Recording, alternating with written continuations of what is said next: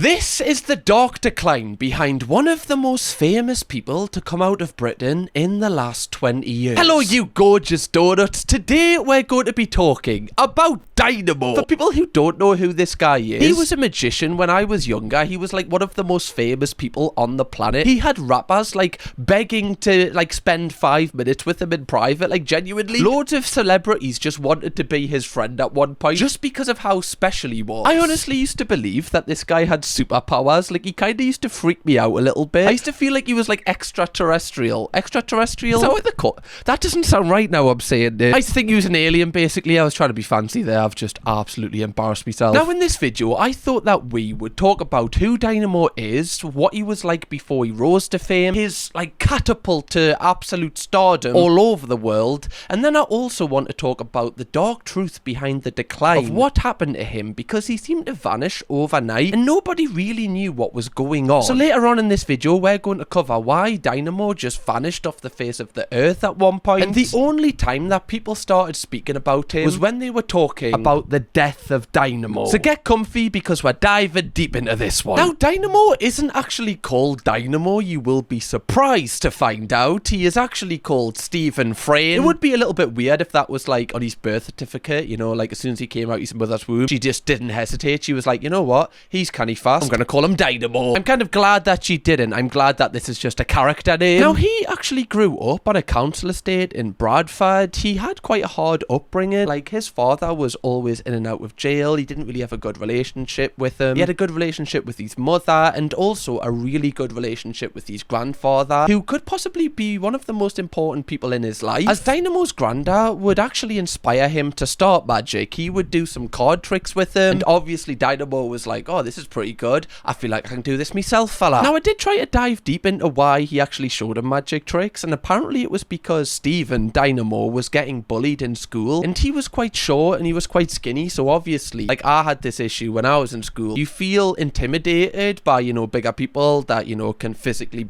you know, overpower you. So he thought that he could use magic to kind of get away from these bullies and kind of, you know, just soften the blow and just make him feel better in the process. Apparently, one of the first tricks that he learned is one of his most famous ones. It's where he appears to be too heavy to be picked up. I've got a clip of it here. So just for context, this is David here, who used to be a heavyweight champion of the world in boxing. He could easily pick him up here. So, you didn't struggle that much though. Look at me.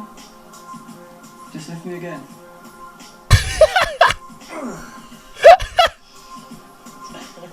Like, honestly, I used to think this man had superpowers. I would be in my bedroom going, texting me mates at school, like, did you just see what he did there? Can't wait to do that tomorrow. This trick is also kind of funny for me because when me and Chloe started going out, somehow she knew how to do this. I don't know if she took like a Dynamo masterclass, but one of the first times she came out to my house, she said, look, I can do the Dynamo trick. I was like, obviously you can't. So I went to pick her up and genuinely I couldn't. And when she went home, I had to do loads of debunking research to find out how to pick her up. And the next time she came, I managed to do it. But the fact she could do it in the first place kind of freaked us out and showed that Dynamo has superpowers. Also, the audacity of me to not be able to let Chloe have one thing over it. The toxic masculinity in it.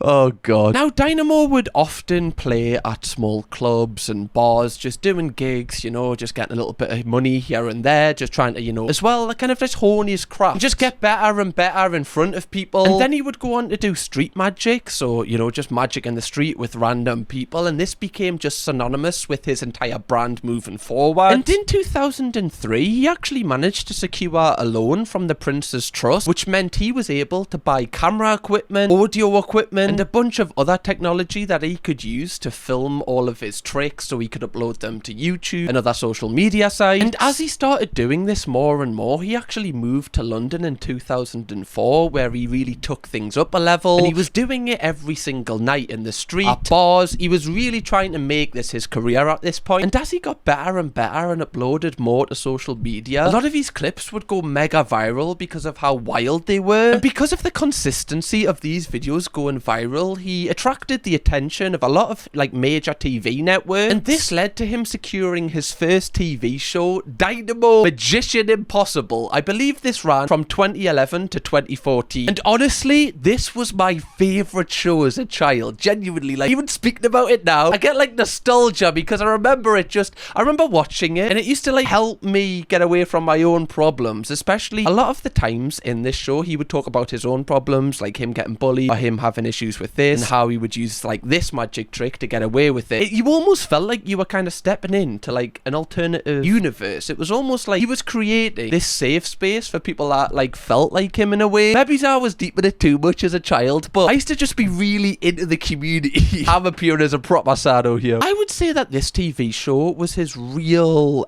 step into being famous, because he now had like a production budget, so he could take his talents to the next level, and he had the backing of like a major studio. Like some of the stunts that happened in this show genuinely were wild, and still to this day I don't know how he did them.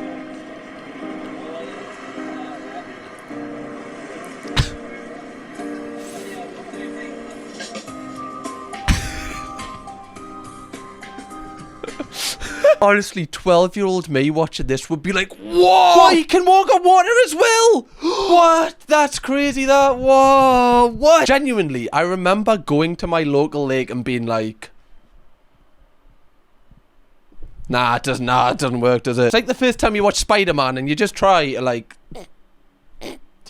Obviously, it's an illusion, and the way that he's done this is, you know, very clever. You know, he's manipulated just, you know, people's perspectives, and it makes it look ultra real. But still, it's almost like WWE. You know that it's not a real fight. You know that they're acting in a way. But if you just indulge yourself into the magic, it's so amazing. Could you imagine being like Dynamo's ex? No matter what, you could be like, yeah, well, our new boyfriend can't walk on water though, can he? Right, with his arms out as well. Okay, bet he can't do that. Also, like, if Dynamo was in a police chase, like, all he needs to do is just take it to the water, right? They can't run on water. Like, this guy is literally like Jesus at this point. I remember one where he like walked through glass. It's the way this makes you feel though. Like, this brings happiness to people, especially, you know, like the way that he does it. It's so great, and it's such a spectacle. And it's such a talent because, you know, as you can see, he's quite a shy guy. He's quite, you know, he's not really, look at me, I'm like amazing. Like, he's very just kind of down to earth, and I feel like that's why he had such a huge appeal, because it felt like just your mate doing this. Like, it didn't feel like a huge celebrity. It felt like this was a guy that you would see down the pub or something. There was some videos that were absolutely wild. Like, I remember he went to like a village in another country and turned like an empty bucket into like loads of fish for the village, and they couldn't believe it. This guy is what Mr. Beast thinks he is. Now, like I said, Magician Impossible really propelled Dynamo into a new realm of fame. He was a celebrity after this show would air, and not just in the UK, but around the world. Like, this was shown in over 130 different countries, because obviously, like, the beauty of this content is the magic is the main subject of the content. Like, yes, Dynamo's personality and stuff adds to it, but it's the whole production and the way that it's set out makes it, you know, just so appealing to anyone, no matter if you speak the language or not. Now, after this show had finished airing, Dynamo actually went on a sold-out worldwide tour, and I looked at some of the venues that he did it to. Like, these are stadiums. Like, genuinely, it is wild how much people he got to buy tickets for his shows. Like, look at this. This is mental. He was also the first ever magician to sell out the O2 Arena, which I believe is around 10,000 people at the point that he did it. And at this point, it was pretty much like recognized within the magic community that Dynamo was the biggest magician on the planet. At this point, I think David Blaine was. Like, he's also a really successful magician and a really good one. But I feel like at this point, Dynamo was just taking it to levels that we'd never seen before. And he had so many casual people, like people that wouldn't normally, you know, kind of follow magic content, were invested in his journey. And because of this, like, every single other celebrity on the planet, it seemed, wanted to be like on a Dynamo show, or they wanted just to spend time with him. Like, I remember loads of rappers just like hanging out with him, just like in their spare time, just after a show or something. Like, they weren't even meant to be filming. Like, I remember this one video where like Snoop Dogg even made like a freestyle about him when he was sitting next to him. You know, I'm Dynamo doing magical tricks. You see this trick I do with it? I make it disappear with my head. Like, bearing in mind, Steven Dynamo is from a council estate in Bradford, and now, you know, all of these huge people just want to spend, you know, just a couple of minutes with him because they find him so cool. That is such an achievement, and it's just a credit to how much hard work he put into this, and like got to, you know, levels that someone from a council estate in Bradford could never imagine would be possible. And it's reported, but it's not confirmed, that around this point his net worth was around $20 million. Like, this guy is absolutely raking chicken in the cash. And he can walk on water. Did I mention that? Pick a struggle, Dynamo, please. Now, at this point, everything seemed to be just, you know, going, like, up and up for Dynamo. Everything he touched turned to gold. It seemed like he couldn't put a foot wrong. And every single place you looked, his face was there. Like, if it was on, you know, like the homepage of Sky, or you went on Twitter, his face was there, or just whatever platform you went on, or even like on bus stops or billboards. He was like one of the most famous people like in Britain and in the world at this point. However, almost overnight, it seemed like he just vanished. And as a fan of Dynamo, I didn't really know why he wasn't pumping out as much content. However, I researched it at the time, and in the last couple of weeks, I've researched more into it. And it is so sad, the journey that he went on after, you know, becoming so famous. Now, I didn't mention this before, but when Dynamo was 14, he actually got diagnosed with Crohn's disease, and when he was 17, he had to have major surgery to make sure that, you know, he was okay. And obviously, like, you know, Crohn's disease is a very, very serious thing for someone to have. It's life impacting. It's not just something that you can forget about. It's like always there that you have to deal with. Now, I believe he was trying to balance this whilst he was, you know, growing his brand and, you know, trying to just kind of make sure that he's okay health-wise as well. However, in 2018, he actually suffered from severe food poisoning. Now, this would be drastic for him. Obviously, he's already, you know, dealing with his Crohn's disease, but this food poisoning would actually give him arthritis in his hands. Now, one of the most important things for anyone, but, you know, especially a magician, is your hands. Like, you need your hands to do most of the tricks that you do, especially if it's like a card trick. And because he's got arthritis, that's going to severely impact, you know, what tricks he can do in the future. It's obviously just very catastrophic for him. Hey everyone, it's Steven here, Dynamo. I'm making this video to let you guys know what's been going on in my life over the last, say, 8 months. I've been keeping a bit more of a low profile as I got really sick and ended up in hospital last summer due to a really bad type of food poisoning, which, having Crohn's disease and food poisoning, very bad combination. Thankfully, the NHS worked amazingly well to get me out of hospital and back on my feet, but there's been a lot of ongoing side effects to come from having the food poisoning, which I'm still dealing with today.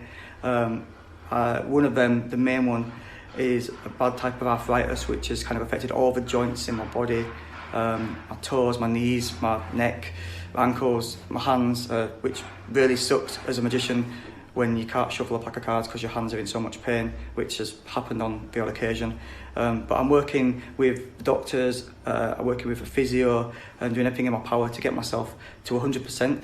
I'm working on lots of new magic, so hopefully you get to see that soon in the future.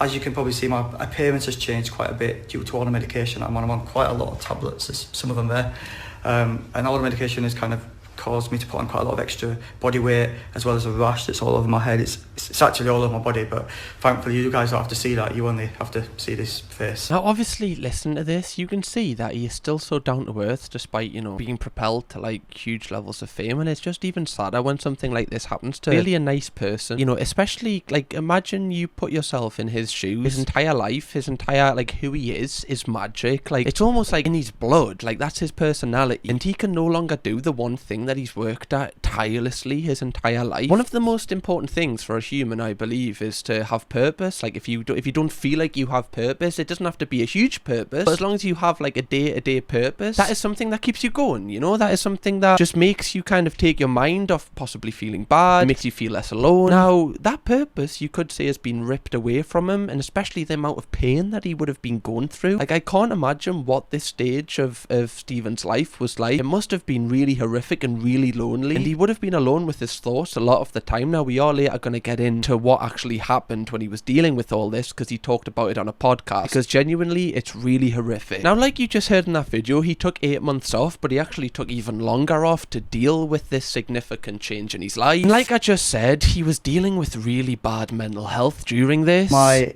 Crohn's got so bad that every single day I was just in so much pain. Even today, every morning I wake up and for the first hour and a half I'm in discomfort, and I take my medication and slowly it kicks in. I do my treatments and, you know, give me a couple hours and I feel like ready to face the world.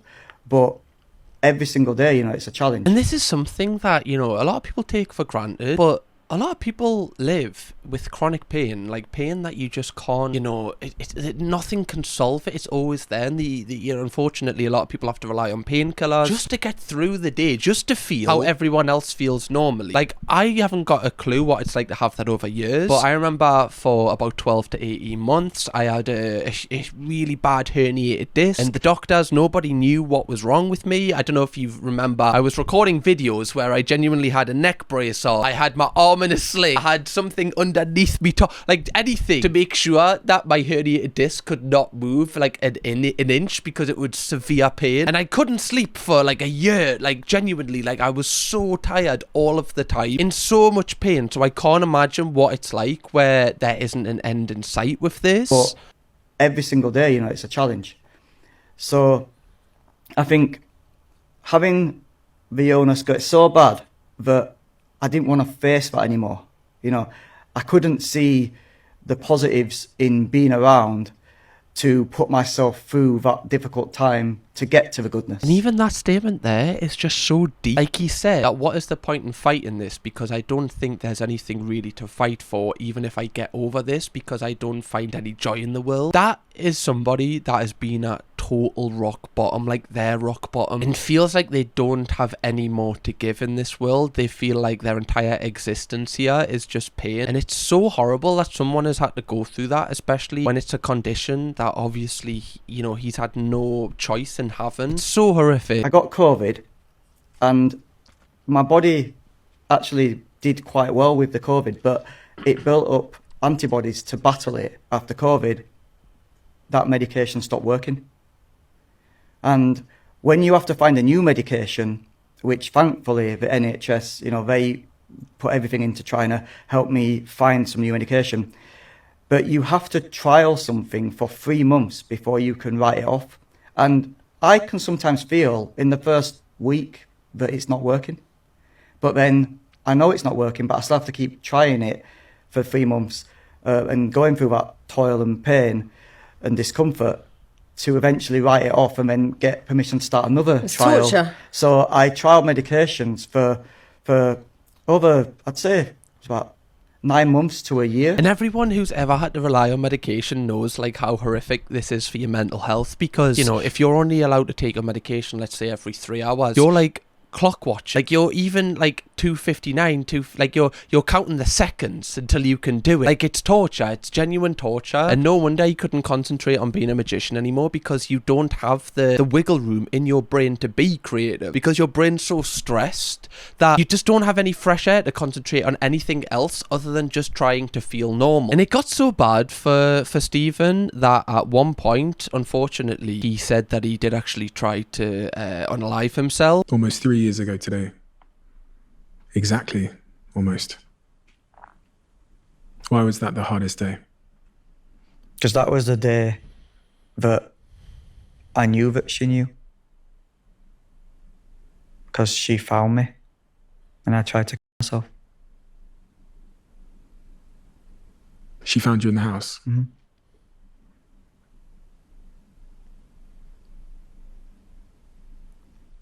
She found you unconscious? Yep, in the dog bed. That is so horrific to hear, especially someone that never, you know, hurt anyone. Someone that all he did was bring joy to people's lives. Like, this guy has brought so much joy to my childhood, yet he had no joy himself. He was in so much pain. He was hiding that pain to kind of give other people some joy. And that just shows, like, the type of character that this guy is. Like, how, you know, strong you must be. To even for him to be sitting on that podcast today shows how strong he is, that he's managed to come out the other end of this. Because it's not just the impact something like that has on you, because it has a huge impact, obviously, because it's you, but it's the people around you. Like he said that his wife found him. That will always be with his wife. And I imagine that, you know, he'll go on to talk about how he might feel guilt because his wife also has that trauma to deal with now, and that's part of her life. But one of the greatest things that I do think is that he seems like him and his wife have a really good relationship where they can kind of lean on each other, because if he was alone during this, you don't know if he would be on this podcast today. And that is one of the greatest things about having people around you that love you, is that when, you know, you have moments where you do fall, they can be there to like help pick you up and just get you back on your feet, and this is what it seems like here. This is getting really deep, but hopefully you are enjoying this. Like I wanted this video to kind of be a full journey of each thing, and I didn't really want to, you know, leave much out, so hopefully this isn't too deep for you, donut. And it's so nice to see the comments on this. Like, everyone is just saying that he's been through so much and they just want to give him a hug, and that he's, you know, he's such an amazing person, and hopefully these messages help him to not feel, you know, alone, and hopefully they help to make him realize that, you know, he has accomplished a hell of a lot in his life, and he's brought so much, like, he's helped so many people escape from their problems. I'm gonna start like crying here. He's helped so many people escape from their problems, and he should know, like, what a great skill and talent it is that he has. Honestly, it's class. Now, moving on, in 2023, it was kind of clear that Steven was done with the whole Dynamo character. I think he felt like that was in his past, the whole, you know, just like insane stunts and, you know, going out in the street, like walking on water. I feel like he wanted to put that kind of era behind him, and kind of, you know, that's existing as a piece of work that he's done. Now he wants to move on to whatever he's doing in the future. So he actually created a one-off special called Dynamo is Dead. And the way that they marketed it when this first came out, they just kind of released the title, and I instantly thought he'd actually died. Like, I didn't know any of this mental health stuff at that time, but I was like really concerned before actually finding out that it was like a TV show special, and then I was like, oh my god, that is incredible marketing. Someone's getting a raise. It's got my attention. Now, this special was actually really good, and he reminisced on kind of, you know, all of his career, and the whole kind of journey of this special was him kind of taking you on a journey of where he's been, how he's been feeling, and at the end of the special, he actually buries himself alive, and it's meant to be a metaphor that he's burying the character of Dynamo, and then he comes out from the ground and he's Steven, and he can kind of, you know, progress his career as Steven, as himself, and not have to play a character anymore. Now, I did do some research to find out where he is today, because obviously that one-off special aired in 2023, which is like, you know, nearly 3 years ago now, and the research that I've got is actually really positive. So apparently in 2025 he announced a 47-day London residency at Underbelly Boulevard, Soho, under his real name, like I said, with a show titled Up Close and Magical. Now, apparently this new show he's doing has more emphasis on like storylines, and it's kind of intimate. Like, he's only doing like 200-seater venues, like that place that he's got the residency at. He wants it to be a lot more like compact, and I definitely think he's kind of done with trying to be really famous, and now he just kind of wants to do what he loves, and he just wants to share that with other people, rather than trying to make the most money, or, you know, trying to be really famous, or just trying to have a TV show or anything like that. I feel like he's now prioritizing his mental health, and it's great to see. And he's also playing a key event in the Bradford 2025 City of Culture event, so he's trying to do a lot of stuff within his community, it seems. And I find this really interesting because, you know, like, some people might say, oh, now he's like irrelevant, or now, you know, some people might say he fell off or whatever. However, in my opinion, I just feel like he's exploring a different avenue. Like, just because his, you know, views might not be as high as they were before, that doesn't necessarily mean he's fell off, because his targets might have changed. Like, he might not be aiming for that anymore. So I don't really think this is a downhill for his career. I just think he's taking it down a different path, a path that he's more comfortable with. And still to this day, like, if he had a show that was in Newcastle, I would pay the money to go, just because it would be amazing to see him do his work, like, on stage in front of us in person. So I'm really hoping that one day, like, I can actually go and see this man, because still to this day, I feel like I'm a huge fan of him, and I really do kind of feel this connection to wanting him to do well. And just to end this video, if Steven does, you know, end up watching this, I just hope that he's now in a happy place, because with this video, I didn't want it to be like a negative piece or anything like that. I just wanted to showcase what an amazing journey this guy has been on, and how strong he is to overcome adversity time and time again, because I feel like this guy is a huge inspiration for a lot of people. So yeah, donuts, so hopefully you enjoyed this. This was like really interesting for me. Hopefully it was to you. If you want to see another video like this where I do kind of like a documentary piece on someone, click this video right here, or we've done other videos where we kind of see where famous people are now. So either of them, go on a binge watch. I'll see you over there, and I'll see you in the next one. Bye bye, donut. Kirkham, baby.